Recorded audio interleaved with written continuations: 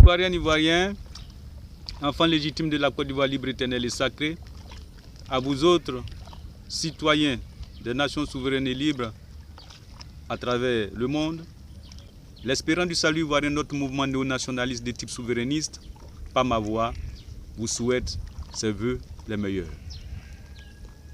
Des vœux dont le contenu pour cette nouvelle année devra être la paix, l'amour, la joie, la santé, mais aussi le succès dans toutes vos entreprises si, éventuellement, au préalable, ces entreprises sont fondées sur le respect et la reconnaissance des valeurs morales originales qui régissent le monde depuis sa création. Mais nous souhaitons aussi pour le monde sa délivrance totale du joug, de la persécution et de l'aliénation, du néolibéralisme de type anglo-saxon, moteur de fonctionnement de la mondialisation subversive et agressive pour nos nations. Et donc cette délivrance devra automatiquement se répercuter sur la vie politico-sociale de nos États. En effet, nous avons constaté que depuis un certain moment, le clivage politique international révèle bien que nous sommes déjà dans l'Armageddon. La confrontation idéologique, d'une part, entre l'ultralibéralisme et le souverainisme. À cet effet, nous voulons ici remercier certains leaders qui déjà se sont positionnés de façon favorable pour la quiétude et la stabilité du monde. Notamment Éric Zemmour. Nous le suivons en tant qu'Africains et en tant que membre de l'Espérance du Salut ivoirien. Eh bien, nous avons dit que être africain et soutenir Éric Zemmour est une preuve de très haute maturité politique. En effet, nous voulons, pour que cette délivrance des nations ait véritablement lieu et qu'elle soit effective, que certains de nos frères africains comprennent qu'il n'est plus question de demeurer dans cette philosophie selon laquelle réfléchir est un délit.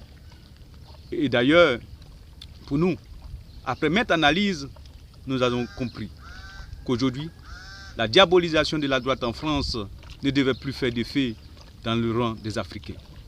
Car longtemps, nous avons été partisans du système politique de gauche, mais lequel système lui-même a structuré un monde dans lequel les arbres et les animaux ont plus de valeur et de droits que nous, Africains. C'est pour cela que nous voulons qu'en tant qu'Africains, nous révisions ensemble notre position, que nous analysions de façon libre les réalités sociopolitiques de la géopolitique du moment afin de faire un choix judicieux. Notre monde aujourd'hui est face à un défi qu'ensemble nous devons relever. Le défi lancé par l'oligarchie transatlantique, par les démons de Davos, c'est-à-dire les membres de la World Economic Finance, de M. Claude Oise, mais aussi les défis lancés par l'élite globalisée. Non, nous n'accepterons jamais que ce monde disparaisse. Nous n'accepterons jamais que les lois naturelles que nous avons trouvées en place à notre naissance soient bafouées. Nous n'accepterons pas qu'un groupuscule d'individus nous impose sa vision du monde.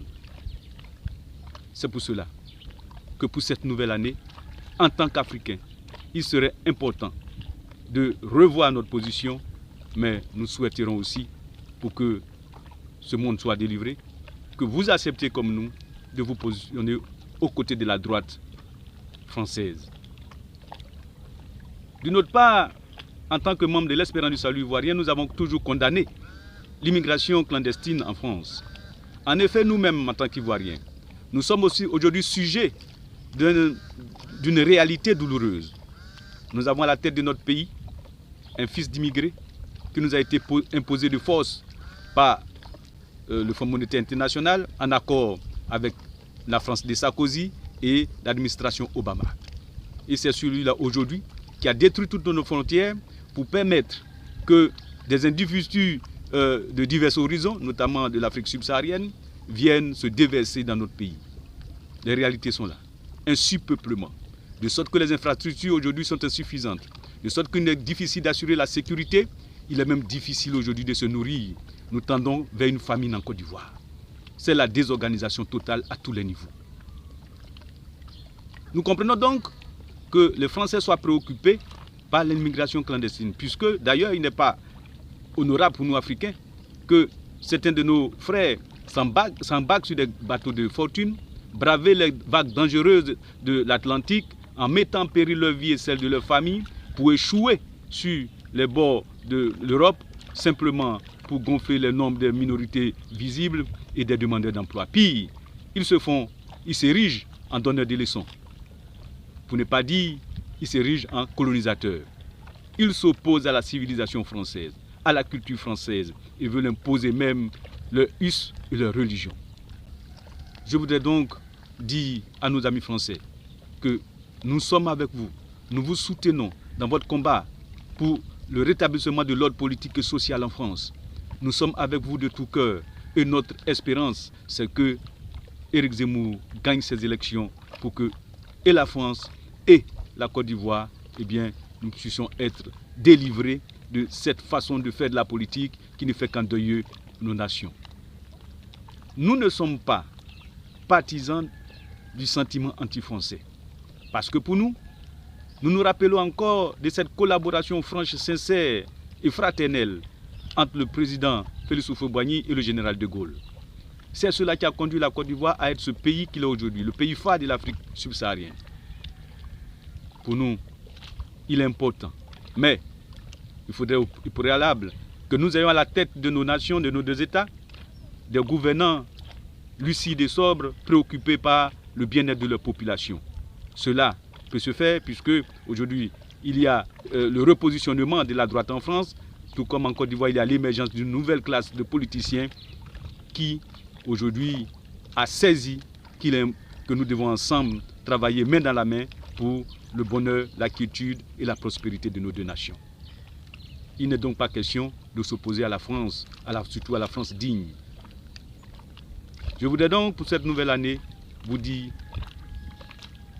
bonne et heureuse année à tous et que cette année soit l'année de la victoire du souverainisme à travers le monde, soit l'année de la victoire de Éric Zemmour en France, soit l'année de la victoire de l'espérance du salut ivoirien en Côte d'Ivoire. Merci et bonne et heureuse à tous.